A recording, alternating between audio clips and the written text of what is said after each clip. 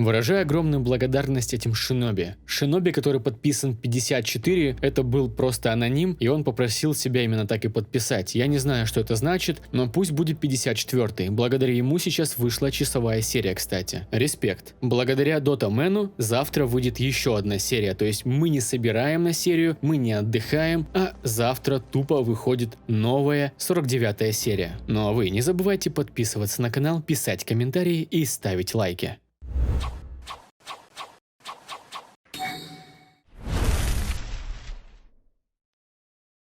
Глава 48. Учиха. Клан на защите Конохи.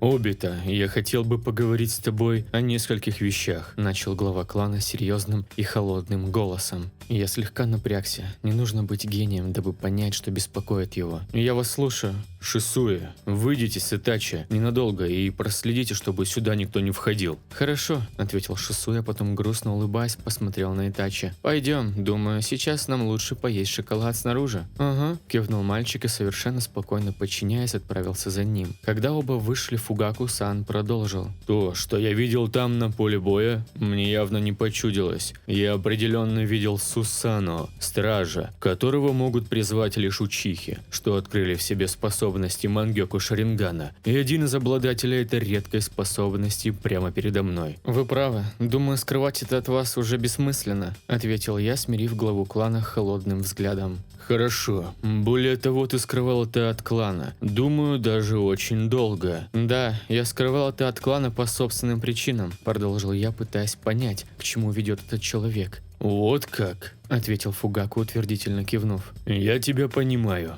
Я слегка удивился такой реакции. Мне казалось, что он выразил претензию, однако такой ответ меня озадачил. «Понимаете?» «Именно». Шиноби на секунду прикрыл глаза, затем показал мне их. Это был Мангёку Шаринган. Узор его состоял из 3 вращающихся кривых вокруг зрачка с 3 точками после каждой, которые закручивались против часовой стрелки. «Значит, вы тоже обладаете им?» – спросил я, слегка нервничая. «После той битвы, тогда мой друг Текао, спасая меня, погиб. И я почувствовал эти изменения, жгучая боль, которая отдает виски, создает напряжение в глазах. Тогда мне было тяжело понять, что же это такое, но теперь я точно знаю, что получил эту силу». «И чего же вы хотите от меня, чтобы я публично признался?» Фугаку-сан сложил руки на груди и пристально посмотрел мне прямо в глаза. «Наоборот. Я хочу, чтобы ты сохранил это в тайне. В пылу сражения твое Сусано из Учиха мало кто видел, а если заметил, то я быстро пресеку эти слухи. Более того, мне не столь важны причины, почему ты это скрывал. Уверен, они явно убедительные, так что можешь не переживать». «Я понял, но почему вы так волнуетесь за это? Разве как глава клана вы не должны поощрять подобную силу?» «За нашими глазами ведется постоянная охота. Враги знают, насколько велика мощь нашего Шарингана, а сила Мангёку – это совсем иной уровень. Если кто-то узнает, то может возжелать ее, и тогда ты и твои близкие будут в опасности. Мне не хотелось, чтобы ты пострадал из-за этого, из-за того, что возгордишься своей силой». В этот момент я разглядел в глазах Фугаку нечто доброе. Хоть он и был строг, но старался позаботиться обо мне, сохранить в секрете мою силу, дабы сберечь дорогих мне людей. Я невольно улыбнулся ему. «Спасибо вам, Фугаку-сан, я постараюсь сохранять это в тайне и дальше». «Очень хорошо. Позволь еще вопрос. Сколько человек знают о них?» «Моя команда. Минато-сенсей, Какаши и Рин, а также Шисуэ». «И все?» «Остальные, даже если и видели, то не смогли определить природу моей силы. Кому-то я говорил, что это специальное ниндзюцу или гинзюцу. В любом случае проверять никто не стал». «Тебе стоит быть аккуратнее. Даже внутри деревни у нас, учих, есть недоброжелатели». «Понимаю». «А те, кто знают, веришь ли ты им?» – спросил глава клана с нотой сомнения. «Абсолютно. Эти люди проверены временем и ни за что никому не расскажут. Я ручаюсь за это жизнью». «Вот как? Тогда тебе крайне повезло, что рядом с тобой столько людей, готовых хранить твои секреты», – ответил Фугаку-сан, улыбаясь мне. «В таком случае сохраним этот разговор в тайне. Среди учих лишь мы с тобой обладаем такой силой на данный момент, поэтому я надеюсь на твою поддержку и то, что ты сбережешь информацию, которую я рассказал о себе». «Можете на меня рассчитывать», – уверенно отчеканил я.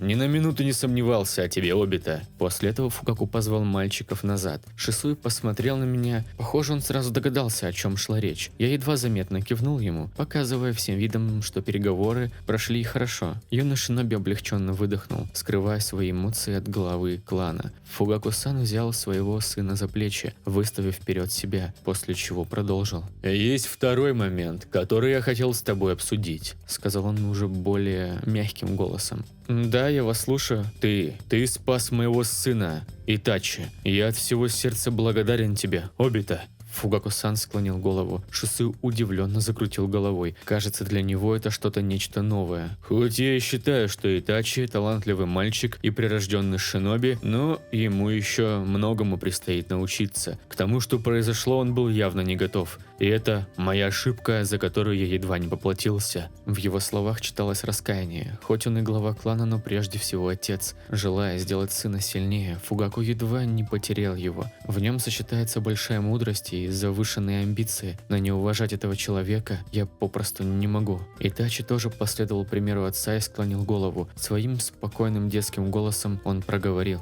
«Благодарю вас, Обита-сан, за спасение жизни моего отца и моей». Мне стало не по себе. Слишком много похвалы за последнюю минуту. Боюсь, как бы мой выпендрежный характер не дал о себе знать. «Что вы, Фугаку-сан, Итачи, поднимите головы, я просто не хотел, чтобы с вами что-то случилось. Мы ведь учихи, мы ведь одна большая семья». «Семья?» – спросил Итачи. «Да, для меня Каноха – это одна большая семья. Я хочу защитить всех-всех, поэтому обязательно стану Хокаге». Улыбнулся я во весь рот, указывая пальцем в окно, где были видны лица Хокаге. «Стать Хокаге?» – задумчиво проговорил Итачи. Я жестом подозвал его к себе. Фугаку-сан утвердительно кивнул мальчику. Тот подошел ко мне, пытаясь понять, чего я хочу. Мои ладони взяли его крохотные детские ручки. В прошлой жизни я причинил много боли учихам и ему в частности. В душе было столько грусти и злости на себя самого. Мне было тяжело смотреть в эти чистые детские глаза. Но я поборол в себе печаль и, продолжая держать его ладошки в своих руках, сказал: «Ты очень сильный, Итачи, и однажды станешь еще сильнее. Тогда ведь ты поможешь мне защитить деревню, да?» – спросил я, после чего добродушно посмеялся. На лице мальчика проскользнула уже знакомая секундная улыбка. Его вечно задумчивое, слегка напряженное лицо расслабилось. Он тихонько кивнул пару раз, а затем посмотрел на меня, как на Рин. Чистое, доброе детское лицо. Оно и правда вселяет в меня надежду, что я все еще могу все изменить.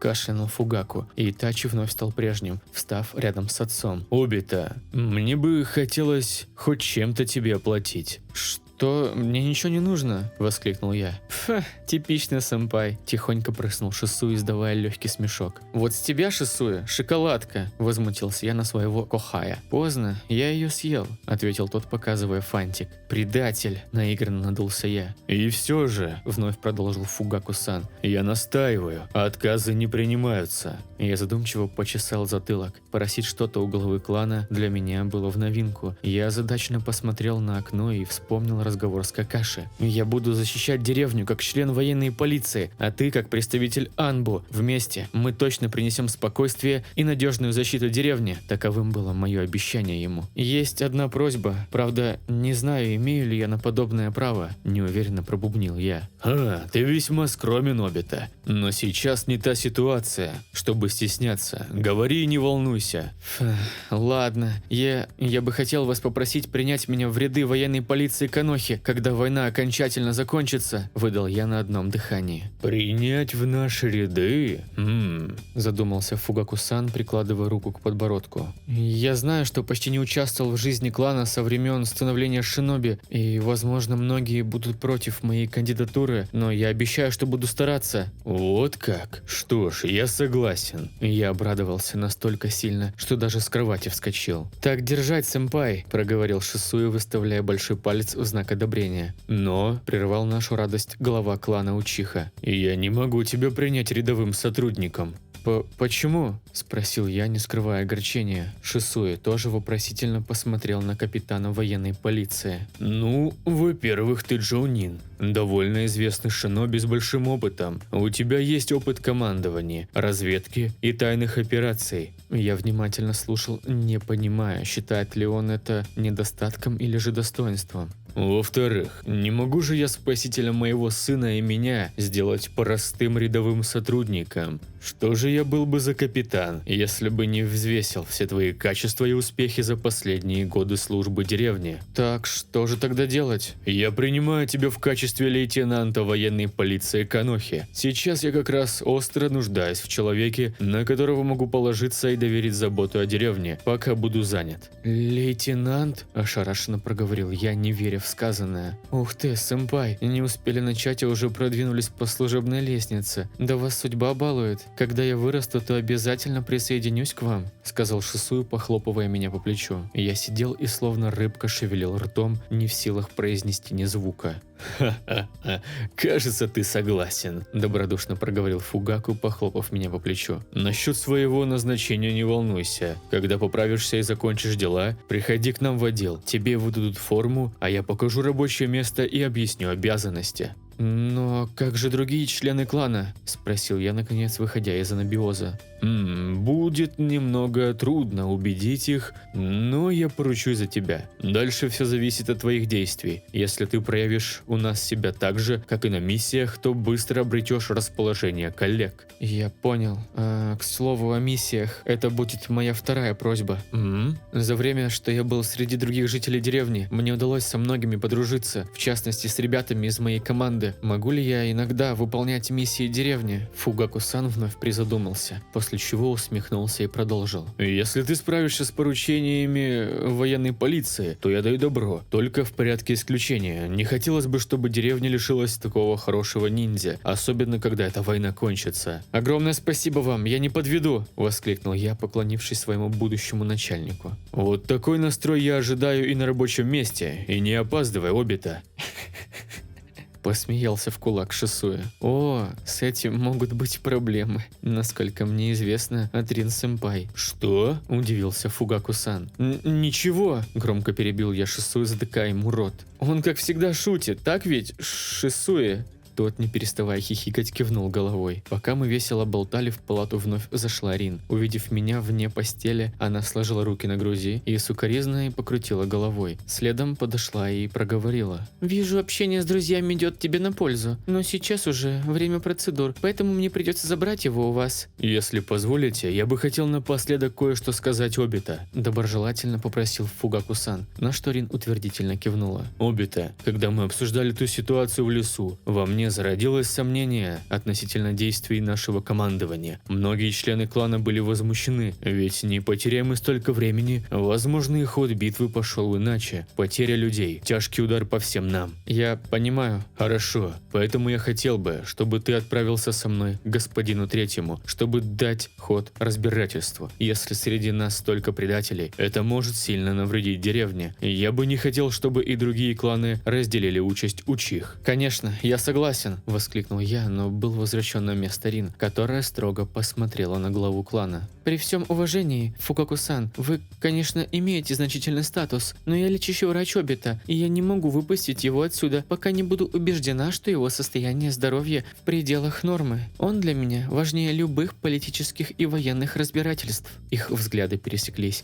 Казалось, будто бы в воздухе образовалось неслабое напряжение. Глава резко рассмеялся, чем поверг меня в недоумение. «Эта сила духа впечатляет меня. Она ничуть не уступает решительности Учих. Рин, ты чем-то напоминаешь мне мою Микото, когда мы были в вашем возрасте. Она тоже очень заботлива. А когда дело касается ее близких, готова насмерть стоять за них. Ты права. Сегодня лучше дать Обита отдохнуть. Пожалуйста, продолжай о нем заботиться и впредь». «Обязательно, Фугаку-сан», – также добродушно отреагировала она. А завтра-то я могу пойти? Ты же видишь, со мной все хорошо?» – встрял я, чувствуя, что решают за меня. Ну хорошо. Если результаты завтра меня удовлетворят, то я не вправе ограничивать тебя. Только давай без фанатизма, хорошо?» – ласково произнесла Рин, слегка склонив голову на бок. «Слушаюсь». Утром Рин провела все анализы. Это было слегка утомительно, но меня восхищает видеть ее такой сосредоточенной, серьезной и вдумчивой. «Все в порядке. Твои клетки полностью вытеснили регенеративные из организма».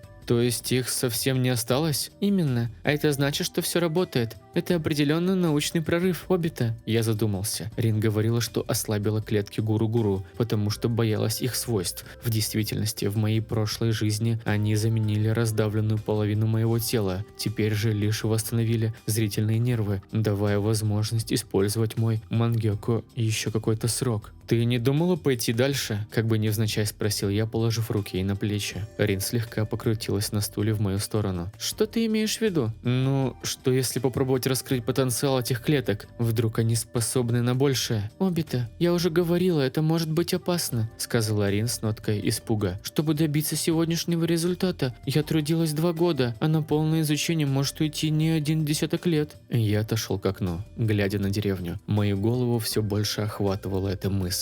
Просто представь себе, если они могут дать человеку новые возможности. Быть может, даже тело, которое гораздо совершеннее человеческого. Рин подошла ко мне сзади и обняла. Ее теплое частое дыхание било мне в уши, вызывая мурашки. «Зачем тебе нужна подобная сила? Разве недостаточно того, что ты уже имеешь?» «Я хочу стать лучше, чтобы спасти всех. Будь я сильнее, наша деревня сможет находиться в безопасности». «Взваливая на себя подобную мощь, ты рискуешь забыть свои истинные намерения. Трудности надо преодолевать честным трудом, а не обходными трюками. Так говорит Минато-сенсей». «Я понимаю», — ответил я, опустив голову. «К тому же, я не знаю того, кто рискнет сделать подобное с человеком, приделать к его телу эти агрессивные клетки, не осознавая результата». Мне так и хотелось привести ей в пример таких безумцев. Но, скажи я это, создам еще больше вопросов. Поэтому я лишь кивнул. К тому же, отдельные частички долго не живут без источника симбиоза. Проще говоря, вне основного тела клетки погибают. Мне пришлось потрудиться, чтобы продлить их цикл жизни и создать те инъекторы, поэтому тут слишком много «но», а я слишком мало знаю. Прости меня. Я повернулся к Рин и прижал ее к себе. Моя ладонь перебирала шелковистые каштановые волосы. Цветочный запах парил во вдыхаемом воздухе. «Нет, ты права. Эта сила и правда опасна. Возможно, она даже изменит саму суть человека. Ему покажется, что теперь весь мир у его ног, но это обман. Однако я хотел бы попросить тебя изучить это поподробнее. Как знать, быть может, есть и другие люди, которые обладают схожими знаниями и хотят использовать их во зло. Тогда нам нужно знать, как остановить таких людей».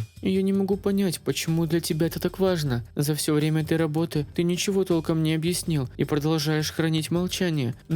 Но я помогу. Скоро возвращается Цунада сама. Быть может, она поможет мне расширить диапазон моих знаний. В конце концов, для тебя это важно». Мне стало тяжело на душе от ее слов. Я всеми силами хватаюсь за эту силу, потому что понимаю, какая мощь в ней скрыта. Но, цепляясь за прошлое, рискую вновь приблизиться к тому финалу. Подобные силы нужно использовать осторожно, иначе могут быть проблемы. «Спасибо», – тихо промолвил я, утыкаясь в ее шею. «Я уверен, ты справишься. Мне нужно знать больше, чтобы я мог дать тебе ответы». «Порой они сами приходят в свое время. Обита, делай, что должен, но не забывай о своем пути, ведь в этом твоя истинная сила». Я посмотрел в ее карие глаза и поцеловал. Порой мне и правда тяжело осознавать, сколько она всего прощает мне. Молчание, недоговорки, скрытые мотивы и мысли. Делаю ли я благо, продолжая скрывать это от самого любимого человека, и смогу ли я честно ответить себе на этот вопрос? Так как нога немного ныла, Рин выдала мне трость. Ходить с ней было неудобно, но уже через 10 минут я привык.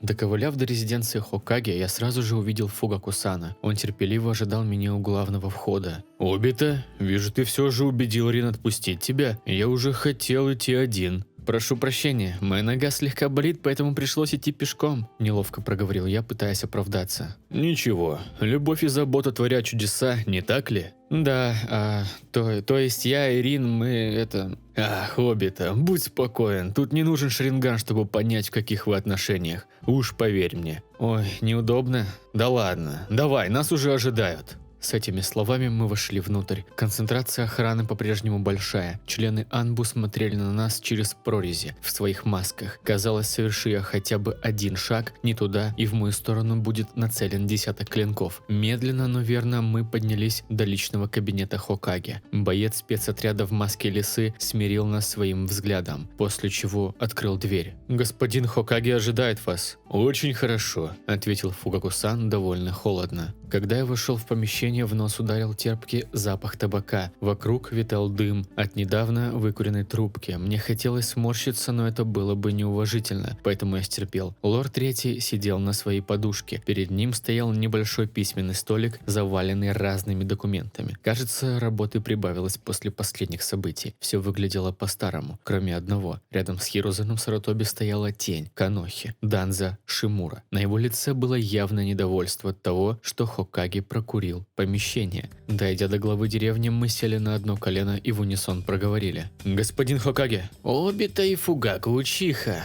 крайне рад вас видеть в добром здравии», отреагировал он, и на старческом лице тут же образовалась улыбка. «Вы хотели что-то обсудить?» «Именно так, господин Хокаге», – начал Фугаку-сан, поднимая голову. «У нас есть информация, которая явно заинтересует вас». «Вот как? Тогда попрошу, поделитесь», – сказал Третий, внимательно смотря на нас. Глава клана Учиха с недоверием глянул на Данза. Хирузан заметил это и спокойно отреагировал. «Данза здесь как советник по безопасности. Если я правильно понимаю, это касается последней операции». «Да». «Тогда не стесняйтесь, продолжайте». «Слушаюсь». Дело в том, что наш клан, участвуя в наступлении, столкнулся с трудностями. Трудностями? Именно. Мы полагаем, что нас предали. Данза сделал шаг вперед. Его прикрытый до этого глаз на секунду открылся, всматриваясь в нас. «И кто же предатель, Фугаку-сан?» – спросил он монотонно и даже недоверчиво. «Прошу вас уточнить». Предателем оказался один из членов Анбу. Он передал нам послание с печатью лорда Третьего. Там было указание двигаться в другой квадрат, где мы попали в засаду. Лишь благодаря действиям Обита нам удалось воссоединиться с остальными силами и дать им бой неприятелю. «Предатель в рядах Анбу?» – грозно вопросил глава Канохи, после чего посмотрел на советника. «Тебе что-нибудь об этом известно, Данза?» Глава Корня не выглядел обеспокоенным. Он медленно повернул голову в сторону Хокаге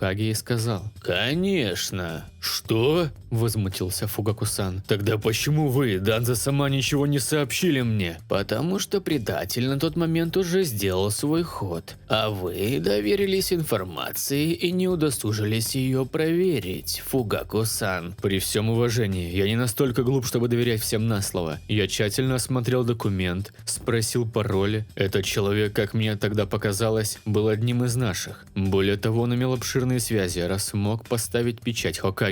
«Согласен с Фугаку-саном, Данза. Перед тобой капитан военной полиции Канохи, а не генин-новичок», – кивнул Хокаге, поджигая табак в трубке. «Может быть и так, но предателя распознать он не смог». Глава клана Учиха сжал зубы, его лицо было пропитано негодованием. «Однако я понимаю вашу злость. Более того, хочу утешить вас. Преступник был обнаружен и уничтожен в ходе битвы моими людьми». «Уничтожен? Если он имел пособников, то его нужно было изловить и допросить», – воскликнул Фугаку-сан, вставая с согнутого колена. «Думаю, это уже личное дело Анбу. Не стоит переживать. Мы разыщем всех причастных к этому инциденту и передадим их суду по законам военного времени». Холодно отреагировал Данза, игнорируя гнев оппонента. «А что на этот счет думает юный Обита Учиха?» – спросил Третий, выпуская несколько колечек дыма. «Вся эта ситуация выглядит весьма спланированной. Вначале Учих посылает вперед других, после чего те попадают в засаду. Если бы они там погибли, то наступление сорвалось. Однако сил нападавших было явно недостаточно. Кто-то хотел выдать это за случайность. В итоге потери Учих в этой битве возросли вдвое, чем могли бы быть при удачном выполнении плана. Мне кажется, в наших рядах не один предатель. Возможно, даже кто-то из военного штаба». «Очень зрелое рассуждение», – согласился Хокаге, глядя на меня с улыбкой. «Согласен», – также оценил Данза. «Мне нравятся голые факты, а не эмоции. Хоть я и понимаю вас, Фугаку-сан, как глава клана вы заботитесь об Учихах, и столь страшная потеря – удар для всей деревни». Его слова звучали крайне сухо, будто бы он читал по бумажке. Однако Фугаку-сан понимал, что ему тоже надо действовать разумом, а не на эмоциях, поэтому выдохнул и продолжил. Благодарю за ваши переживания, советник. К сожалению, наша печаль не вернет погибших. Но как глава клана я прошу вас, господин Хокаге, разрешить военной полиции участвовать в этом расследовании. Как я и говорил, что внутреннее дело Анбу. Начал Данза, но был перебит третьим. Согласен. Рассуждения Обита лишь добавляют повода Учихам иметь возможность расследовать это дело. Правда, я не могу позволить каждому сотруднику заняться этим. Думаю, ваше участие как главы клана и капитана полиции всех устроит. Так, Данза? Я... Хотел сказать Данза, но был перебит третьим. Это справедливо, ведь в конце концов Фугаку-сан посвятил нас в это, в отличие от тебя. Взвешенный поступок хорошего лидера, что ценит связь клана и деревни. Он не просто просит помощи, а сам надеется помочь. Я лишь полагал, что так будет лучше для Канохи. Чем меньше людей втянуто, тем меньше риск утечки информации. Но как вам будет угодно, прыснул Данза, отворачиваясь. Тем не менее, сейчас, когда на носу переговоры и... Впрочем, это не важно. Сначала я не мог понять, что же имеет в виду Данза, но в моей памяти быстро пролетело воспоминание. Примерно в это время в Канохе проводились выборы нового Хокаге, которым в итоге стал Минато-сенсей. Этот человек намеренно скрывает факты, но уличить его в чем-то публично значит стать мишенью для слежки. Мне нужно быть хитрее самого главного кукловода деревни. Хорошо, но мы еще вернемся к этой теме, строго заявил Хирозун Сарутоби, стряхивая пепел в большую тарелку. Благодарю вас, господин Третий, сказал Фугаку-сан, и на его лице мелькнула победоносная улыбка. Я бы хотел обсудить некоторые положения клана Учиха с лордом Третьим с глазу на глаз, если вы не против. Понимаю. Данза, Обита, рад был вас видеть. Мы молча поклонились и вышли. Данза резко поставил свою трость поперек моей. Его лицо выглядело крайне недружелюбным, но он все же смягчился и выдал подобие улыбки. В последнее время молва о твоих успехах ходит по всей деревне. Ты блестяще избавился от клейма, которое получил после операции в скрытой траве. Хоть я изначально и не был с ним согласен. Благодарю вас за похвалу, Данза-сама, сдержанно ответил я. Более того, как мне известно, в последней битве ты сыграл немаловажную роль. Деревня и я, в частности, ценим верных людей. Я, как и все учихи, стремлюсь быть частью большой семьи. Это не только моя заслуга. Что ж скрывается за этой скромностью? Что вы имеете в виду? То, что за каждым светом идет тень, тьма, которая есть внутри каждого. Если сейчас ты так сияешь, значит за твоей спиной неописуемая тьма. Мне нужны такие люди. Если ты хочешь, то можешь вступить в корень. Нам пригодились бы твои способности. Я выдавил из себя улыбку. Мне хотелось послать его ко всем чертям, но я сдержался и вежливо ответил. Прошу прощения, сейчас я уже решил идти в военную полицию Канохи. Там мое место. Спустя столько лет решил быть ближе к клану?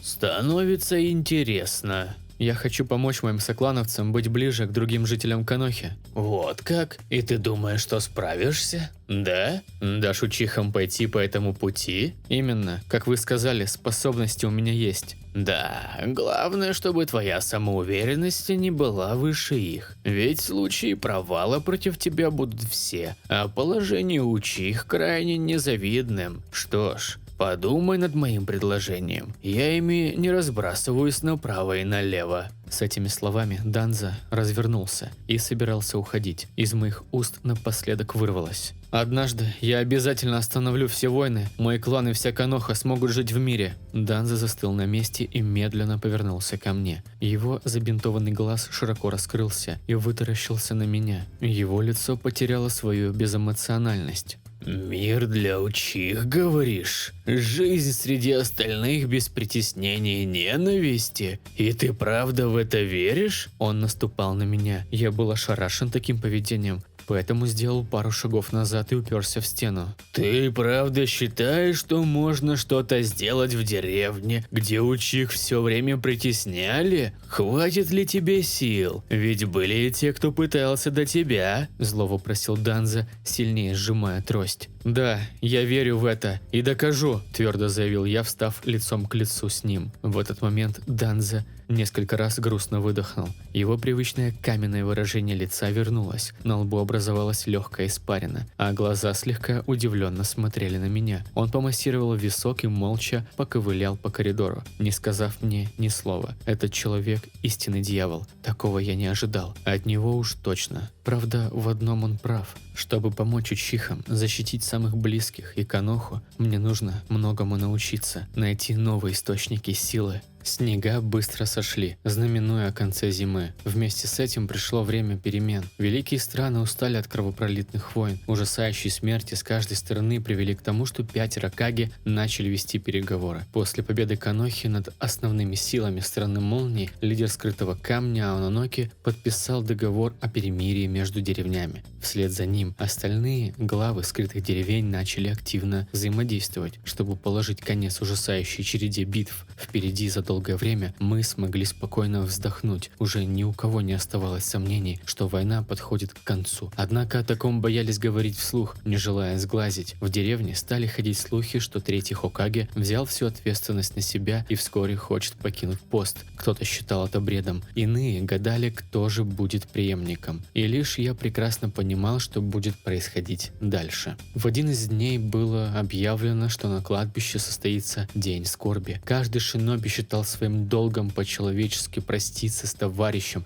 которого потерял на войне. Я сидел на стуле в своей комнате, задумчиво смотря в окно. Даже погода была подходящая для такого дня. Пасмурно, небо затянулось серыми тучами. Меня не оставляла мысль, что вся эта война лишь прелюдия к чему-то более ужасному, тому, чего пока я понять не могу. «Обита?» – Прозвучал голос бабули за дверью. «Обита, я надеюсь, ты уже готов?» Да, конечно, бабушка. Просто задумался», – поспешно ответил я, вставая со стула. «Боги, не витай в облаках, а то опоздаем. Спускайся, скоро подойдет Рин. Я не хочу заставлять ее ждать в такую погоду на улице». Я улыбнулся, заботливо, как и всегда. Больше всего я радуюсь, что с ней все хорошо. Даже представить не могу, как ей было тяжело, когда в той жизни пришло известие о моей смерти. За все время я ни разу не думал о судьбе последнего живого близкого родственника. И все из-за моей слепой ярости и злости на этот мир. Быстро спустившись вниз, я увидел, что Рин уже пришла и беседовала с бабулей. На ней была длинная темная рубашка, доходящая до пояса, и такого же цвета юбка, почти до колен. Волосы аккуратно собраны в хвост. Увидев меня, она грустно улыбнулась, в ответ я тихонько кивнул. Моя нога уже была в норме, но рана оказалась достаточно глубокой и задела большое количество мышц, поэтому я проходил курс реабилитации под контролем Рин и был вынужден ходить с этой тростью, словно старик. Спустившись вниз, я подошел к 2 самым важным женщинам в моей жизни. «Обита, я ведь говорила, что Рин пришла. Заставлять ее ждать жутко невежливо», – продекларировала бабушка, журя меня. «Ну, ба, я уже не маленький ребенок», – смутился я. «Верно, ты большой ребенок»,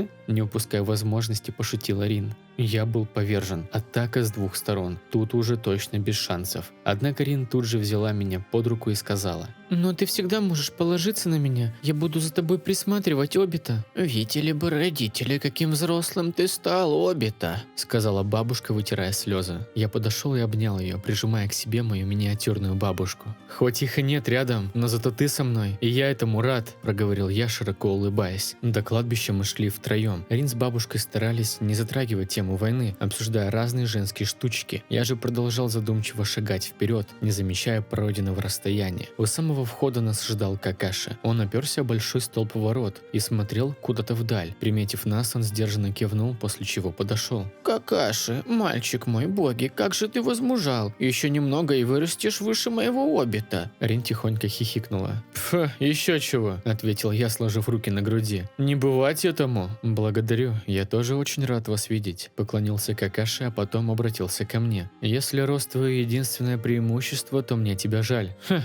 паршивец». вас», – усмехнулся я. Обита, не выражайся. «Прости, бабуль». Я пойду к остальным, а вы не стойте тут долго. Церемония скоро начнется. – сказала она, тихой поступью отправляясь на кладбище. Мы остались втроем. Я протянул руку Какаши, а он крепко пожал ее. «Значит, это конец войны?» – спросил Рин, положив руки нам на плечи. «Очень на это надеюсь», – ответил я, стараясь звучать как можно более оптимистично. «Возможно, война и закончилась, но боевые действия продолжаются. Правда, теперь они будут скрытыми». «Это ты намекаешь, что тебе, как бойцу Анбу, прибавится работенки?» – задал я вопрос, подкалывая друга. «Не только мне. Как я уже узнал, и тебе, лейтенант Учиха». «Время идет, а вы все такие же, как лед и пламя», – сказала Рин сначала весело, после чего слегка погрустнела. «И теперь наша команда расходится. Обита, военную полицию Канохи, Какаши в Анбу. Минато-сенсей наверняка возьмет новых генинов, а я останусь сириянином. Я не хочу терять связь с вами. Наша команда – это самое дорогое, что у меня есть». «Мы никуда не исчезнем, Рин. Мы навсегда останемся командой и будем помогать друг другу в трудную минуту. Так ведь, Какаши?» – воскликнул я, желая поднять настрой. «Учитывая то, что Обита паникер, который волнуется за тебя больше, чем за свою жизнь, я никуда уйти не смогу. Должен кто-то за ним присматривать, чтобы он не наделал глупостей». «Да, точно. Чё?» «Тогда я присмотрю за вами двумя, ведь из нас троих только вы вечно попадаете в переделки». «Это все он виноват», – ответили мы одновременно. Рин обняла нас и тихонько засмеялась, поддавшись моменту, даже Какаши искренне улыбнулся. Мы шли втроем через тропку, ведущую сквозь могилы. Шиноби деревни, что отдали свои жизни, похоронены здесь. Я невольно посмотрел на могилу Сакума Хатаки, вспоминая те ужасные дни, которые перенес мой друг. Все уже были в сборе и стояли ровными шеренгами в несколько рядов по обе стороны от монумента, олицетворяющего волю огня. Красные языки пламени на каменном постаменте, величие деревни, призывающие не забывать о нашей истории. Справа стоял клан Учиха во главе с Фугаку-саном. «Ребята, идите, мне нужно кое-что обсудить», – тихо прошептал я. «Если необходимо, то ты можешь быть рядом с кланом. Обита, мы все понимаем», – догадался Какаши. «Да, как-никак это твой долг», – поддержала его Рин. «Спасибо, но сейчас я хочу быть рядом с вами, теми, с кем бок о бок сражался в течение этих лет. Какова бы ни была моя связь с кланом, я еще не заслужил там стоять». «Хорошо, мы будем тебя ждать. Пойдем, Рин». Ребята спокойно заняли свои места. Я же подошел к главе клана. Фугаку-сан посмотрел на меня и приветливо улыбнулся. «Обита, рад тебя видеть. Ты выглядишь удрученным». «Как и все мы, Фугаку-сан». «Понимаю. Однако я хотел бы попросить вас кое о чем». «И о чем же?» «Прошу позволить мне стоять рядом с моими друзьями на церемонии. Понимаю, как член клана я должен быть со своими, но...» «Что? Вы хоть понимаете, о чем просите, Обита-сан? Подобные действия – это проявление неуважения к своему клану, даже невзирая на то, что...» – встрял Инаби. Его лицо выглядело жутко возмущенным. «Инаби, помолчи», – скомандовал Фугаку-сан. «Но, капитан», – залепетал тот в отчаянии, глядя на него. «Обита вовсе не пытается проявить неуважение к тебе и другим членам клана. Разве он не доказал всем нам, что готов отдать свою жизнь за соклановцев, когда бросился спасать нас из той ловушки?» «Это так, но я просто...» – продолжал оправдываться юноша. «Более того, он один из немногих Учиха, к которому в деревне относятся с доверием и сильным уважением. Он наш мост для того, чтобы поддерживать эти узы с остальными жителями. Обита сражался бок о бок с многими из других шиноби скрытого листа. И кто из вас посмеет его упрекнуть в желании разделить эту скорбь вместе с ними? Сила нашего клана не в том, что мы кучкуемся в одном месте, а в том, что на какие поступки способны ради наших близких. Я надеюсь, что это понимает каждый из вас». Инаби опустил голову вниз, а после произнес дрожащими губами. «Простите меня, Обита-сан, я погорячился в отношении вас, мне следовало лучше подумать. Ничего, я понимаю, что у многих из вас есть сомнения на мой счет, ведь я почти не участвовал в жизни клана, но обещаю в будущем, я обязательно прославлю нас и помогу клану, как бы трудно это не было». «Ответ достойный лидера», – спокойно ответил Фугаку-сан. «А теперь ступай. Твои товарищи уже ждут тебя, а церемония вот-вот начнется. Благодарю вас, капитан». Я развернулся и пошел к Рин и Какаши. На душе было приятно от того, что даже среди клана есть люди, понимающие мои чувства. Третий Хокаге встал на небольшое возвышение туда, где стоял монумент. Старческие глаза на миг прикрылись. Можно было видеть, как его сердце переполняла печаль. Он выдохнул и начал говорить. Все мы сегодня собрались для того, чтобы почтить память погибших в этой войне, шиноби Канохи. Практически каждый из вас потерял на войне друга, родственника, любимого человека. Это невосполнимая утрата, боль, что сейчас внутри нас. Она должна сплотить сердца всех присутствующих. Это были тяжелые годы. Каждый из вас доблестно сражался и заслужил называть себя шиноби. И воля огня, что неугасимым пламенем горит внутри нас, остается вечным напоминанием о подвигах тех, кто отдал свою жизнь для защиты будущего нашего народа. Эта трагедия показала нам, как важно хранить мир, защищать, а не уничтожать жизнь. Ведь будущее, которое наполнено лишь страданиями и агонией битв, может перейти и на наших детей. Мы допустили участие юных генинов и чаунинов на войне, и многие из них уже никогда не вернутся домой. Я хотел бы почтить память героев минутой молчания. Все мы склонили головы, гробовая тишина нависла над нами. Лишь завывание ветра изредка нарушали ее. Значит, вот как Рин и Какаши переносили все это, думая, что я погиб. Сколько скорби и боли скопилось в их сердце. Каждый из присутствующих держался из последних сил, чтобы не проронить слезы отчаяния и безысходности от смерти дорогих сердцу людей. Глава деревни продолжал речь. В этот момент я повернул голову в сторону своего клана. Один из соклановцев что-то нашептывал Фугаку-сану. Я слегка опустил голову и активировал шаринган. Мне удалось увидеть, как шевелятся его губы, и уловить по ним смысл сказанного. Мы добились перемирия, но какой ценой? Третий собирается взять всю вину на себя и покинуть свой пост. Есть люди, которые хотят поддержать вас, капитан, на пост 4-го Хокаге, проговорил один из учих. «Пожалуйста, хватит разговоров», – отрезал Фугаку. «А что насчет Обита Учиха? Я понимаю, вы доверяете ему, но не станет ли его оторванность от клана проблемой в будущем?» «Я доверяю Обита, потому что сражался с ним рядом и видел, как он жертвовал собой ради клана. Он храбрый воин. Более того, я разделяю его взгляды на будущее клана». «Нужно разобраться с той ситуацией, которая привела к гибели многих учих. Большинство тел так и не нашли. Вдруг они попали к врагу?» «Война только закончилась», – сказал Фугаку, прикрывая глаза. «Нельзя сейчас затевать разборки». «Так точно». Это все, что мне удалось понять из их диалога. Какаши легонько ткнул меня локтем, возвращая в реальность. Третий закончил свою речь. Те, кто принес цветы, положили их к мемориалу. Многие уже не сдерживали своих чувств и рыдали, обессиленно падая на колени. Минато-сенсей отошел, чтобы обсудить с третьим некоторые вопросы касаемо ситуации на границе со страной молнии. Какаши же грустно посмотрел на дальние могилы и проговорил. «Я хотел бы навестить отца. Из-за войны мне редко удавалось прийти сюда и чистить его могилу». «Мы поможем тебе, Какаши», – вызвалась Рин, кладя руку на его плечо. Какаши сначала слегка опешил, а затем кивнул и тихо ответил. «Спасибо вам. Он будет рад, что мои друзья тоже пришли его навестить». Я и Рин переглянулись. Не часто увидишь, как Какаши показывает свою сентиментальную сторону. Однако в этот момент я увидел, как Итачи пошел по направлению к человеку. Длинные черные волосы, бледная кожа, змеиные глаза, а Рачимару в ушах зазвенело, а перед глазами всплыли давно забытые воспоминания. Темная пещера, в которой совершенно ничего не было бы видно, если бы не свет полной луны, который изредка пробивался через большую щель в своде. «Надеюсь, ты вызвала меня по важной причине, Пейн?» – спросил я холодным, как сталь, голосом. Орочимару сбежал. Внутри меня закипел поток ярости. Я знал, что этот чертов предатель рано или поздно проявит себя, но чтобы так скоро и незаметно, сдержав эмоции, я спрыгнул с камня и посмотрел в глаза Пейну. Это досадное событие не сильно испортит наши планы. В конце концов, этот змей слишком труслив, чтобы встать против нас. «Вакацки не терпят предателей», – воспротивился Пейн. «Исключений быть не должно». Согласен. Даже пробыв тут не так много, он узнал достаточно, чтобы лишиться своей жизни. Разберись с этим. «Кого мне послать за ним? Кажется, между ним и Итачи Учихой уже был конфликт. Думаю, он справится». «Нет, именно этого и добивается Рачимару. Я не дам ему и призрачного шанса заполучить шаринган». «Тогда каков план?» «Думаю, добровольцы найдутся сами. Сасори явно имеет с ним счеты». Я тебя понял, Мадара. Что насчет замены? Я займусь этим сам. У меня есть один на примете. Убийца скрытого тумана. Он живет без цели, а мы дадим ему новый путь. С этими словами мое тело медленно начало погружаться в мир Камуи. «Обита, ты в порядке?» – спросила Рин, тормоша меня. Да, простите, пожалуйста, я отойду на пару минут».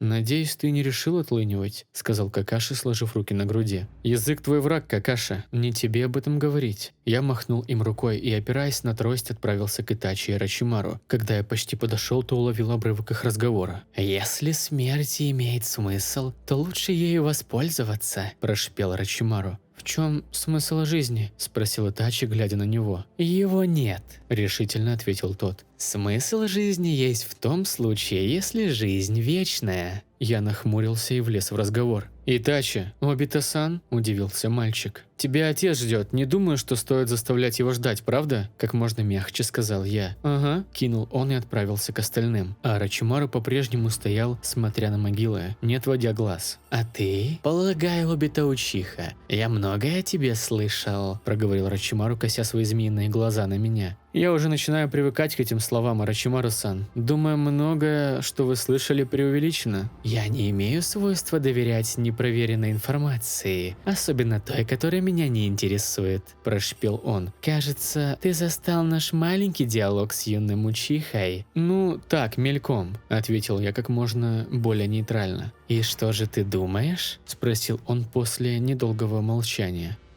Я думаю, что, желая вечной жизни, однажды ты рискуешь познать участь страшнее смерти». «Вот как? Очень интересная мысль», – заинтригованно ответил Орочимару, внимательнее приглядываясь ко мне. «И в чем же ужас вечной жизни? Разве это не безграничные возможности?» «Все мы рано или поздно встречаем конец, но стремясь к бессмертию, человек порой пересекает черту, которую переходить не следует», – зло процедил я, делая ударение на последних словах. Орочимару слегка облизал губы, его змеиные зрачки бегали, осматривая меня с ног до головы. Я тоже не сводил с него глаз. «И тому, кто готов бегать от смерти, отринув в себе все человеческое, уготована самая страшная участь из всех возможных, а если и возможна жизнь после смерти, то, скорее всего, она принесет лишь муки и терзания. Ведь человек испытывает ужасное чувство вины за все, что натворил. Я так думаю». Воцарилась тишина. Наши взгляды наконец пересеклись. По реакции Орочимару было понятно, что он слегка ошарашен моими рассуждениями. Наверняка он понимал намек. Его мнительность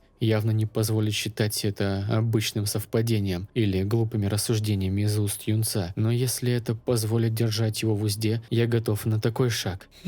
Я подумаю над этими словами. Уверен, мы еще встретимся, Обита-учиха», – мерзко улыбаясь, ответил Орочимару, после чего направился к выходу. Когда он ушел, я грустно выдохнул. Если бы я не знал этого человека в прошлой жизни, то и подумать бы не мог, что у него на уме. Теперь же я отвел его змеиный взор от Итачи, хотя бы ненадолго, и приковал к себе. Самое важное – не допустить броска этой змеюки, чтобы раз и навсегда пересечь его попытки к предательству. «Вижу, вы находите для себя весьма странные знакомства, Обита-сэмпай», – тихо проговорил Шисуи, подходя ко мне. «Ну, не сказал бы, что я рад этому знакомству. Орочимару-сан считается одним из 3 великих санинов. Я бы не стал вступать с ним в конфронтацию, не имея плана». Я посмотрел на юного шиноби, его взгляд был спокоен и холоден, будто бы он без слов понимал мои мысли и беспокойство. «Будь осторожней, Шисуи. Такие, как Орочимару, всегда ищут выгоду в любой ситуации. Ваше чутье редко подводит. Насколько мне известно, да и я не склонен доверять всем подряд». Порой я это забываю. Ты очень искусно прячешь свои чувства от тех, кто тебе не нравится. В мире шиноби это полезный навык. Я скрываю свое отношение ко многим вещам, например, к этой войне, или рассуждениям клана относительно предстоящих событий. Да, я в курсе про выборы нового Хокаге. Тогда это упрощает мою работу. Мне важно знать, что вы со мной на одной стороне, что в этой битве я не одинок. Поверь, ты не один. Нам предстоит большая работа, если мы хотим спасти клан. В любом случае, я окажу вам любую помощь, какую смогу», – улыбаясь, произнес Шисуи. «Ты собираешься куда-то?» – спросил я, видя ноту волнения на лице мальчика. «На миссию. Так скоро? Это особая миссия. Она не связана с военными действиями. Скорее мы подчиняем последствия. Одно меня радует. Я буду в команде со своим другом». «Другом? Простите, я о нем почти не рассказывал. Я думал, что после академии наши пути вряд ли пересекутся. Мы хорошо ладили, пожалуй. Тогда он был единственным, кто меня понимал. Ну тогда держитесь друг за друга. Миссия шиноби опасная. Многое может произойти, Обита-сэмпай. Нам часто приходится следовать правилам шиноби». Я невольно усмехнулся этим словам. Они здорово напомнили мне о Какаши, том самом заносчивом упрямце, который чтил эти чертовы правила. Знаешь, тот, кто нарушает правила, отброс, но тот, кто бросит своего товарища, в сотни раз хуже. Вспомни эти слова, прежде чем принять решение. Шисуй задумался, взглянув на небо. Его черные глаза были полны чувств, которые я, быть может, не смог бы понять. Я запомню это, Обита-сэмпай. В конце концов, наблюдая за вами, я тоже многому научился. Моя рука легонько толкнула парнишку в плечо. Он отправился к выходу, весело помахав мне рукой. Надеюсь, эти слова помогут развеять часть мрачных мыслей в его голове. «Обита, пару минут давно истекли», – выкрикнул Какаши, прожигая меня взглядом. «Ой, простите, я уже иду». Даже будучи у нас на глазах, он умудряется опаздывать. «Это добавляет изюминку нашей команде», – ответила Рин, тыкая Какаши локтем в бок. «Это-то меня и пугает», – ответил Какаши. Вечером небо озарило звездами, яркими, словно тысячи огоньков. Они блистали. Как будто души успокоившихся разом почувствовали облегчение до окончания этих войн и теперь спокойно могут слиться с вечным потоком энергии. Я их прекрасно понимаю. Весь вечер я провел за чтением выписанных мной воспоминаний. Я пытался обнаружить информацию, которая поможет мне предотвратить ужасные события, что могут произойти в мире. Более того, я подробно изучал накопленные знания о Данза, Орочимару и клане Учиха. Правда, все эти мысли мерзкие по сравнению с думами Арин. Нападение шиноби Тумана так и не случилось. Связано ли это со смертью Мадары, или же все еще впереди? Это чувство внутреннего страха и бессилия съедало меня изнутри. Откинувшись в кресле, я вспомнил о том, кто может дать мне ответы. Активировав Мангёко, я медленно начал погружаться в мир Камуи. Когда я очутился там, то обнаружил Гуру-Гуру, который лежал на каменной плите и что-то мурлыкал себе под нос. Увидев меня, он слегка оживился. «Давно не виделись, Гуру-Гуру», – приветливо сказал я. «А ты кто такой?» – спросил он совершенно невинно. «Чего? Ты уже забыть меня успел? Это я, Обита». «Обита? Это кто?» «Да, Обита, это я». «Это такой мальчишка с прической ежиком, глупым выражением лица и красными глазами, как у Мадары-сана?» Ну да, он самый».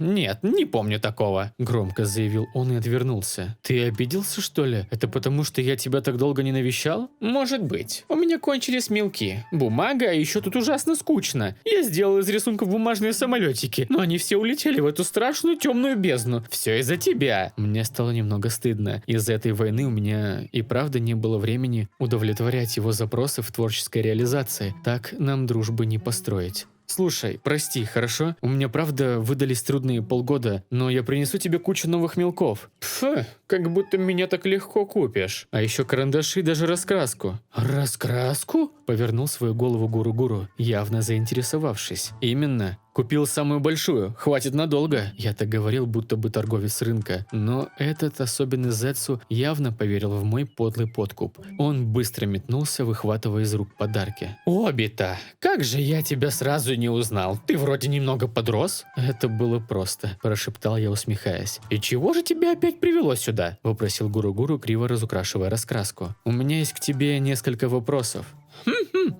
«Валяй, я в хорошем настроении. Прежде всего, я хотел бы попросить взять частичку тебя. Для меня это важно». «Частичку меня?» «Да».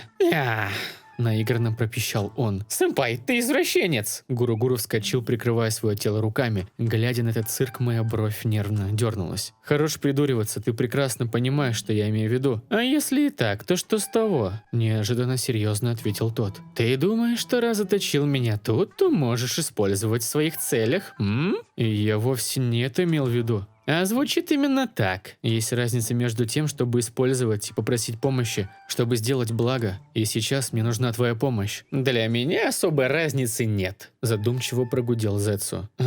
Разве Мадара не использовал тебя как хотел? В его руках ты был инструментом, орудием для достижения цели. Вспылил я, чувствуя, как теряю терпение. Может и так, но Мадара-сан силен сам по себе. Его решимость, воля к жизни и стремление к целям, а также ярость и ненависть позволяли ему и самому справляться, даже когда меня не пробудили. А что же есть у тебя? Ты похож на него, имеешь схожую силу, но сразу же ищешь у кого бы, как это ты назвал, попросить помощи? Выходит, что сам-то ты ничего и не можешь. Ха-ха, воля Мадары-сана сильна, поэтому ему и подчиняются. «Заткнись!» – выкрикнул я. Мой голос эхом разнесся по миру Камуи. Этот несерьезный клон вдруг высказал нечто такое, что ударило в самую точку. Он прав. Я слишком часто стал полагаться на источники силы извне, чем самому развивать свои навыки. Рин недавно напомнила мне слова сенсея о том, что нет короткого пути, чтобы стать по-настоящему сильным. Мнимая мощь рассыпается перед истиной, и Наруто Узумаки пример тому, как настоящая сила побеждает ложную. Спасибо тебе,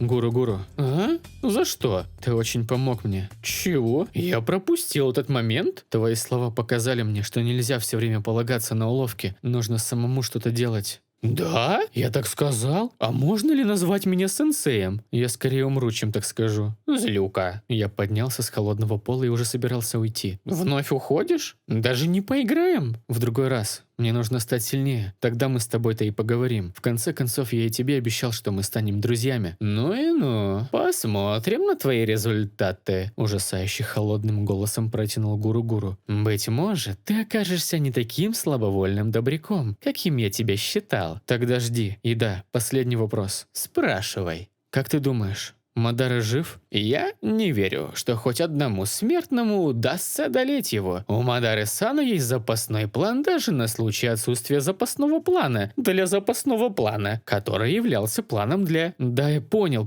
прервал я болтливого Зетсу. Боги, мог просто сказать «да». Это тебе пища для размышления за красивую раскраску.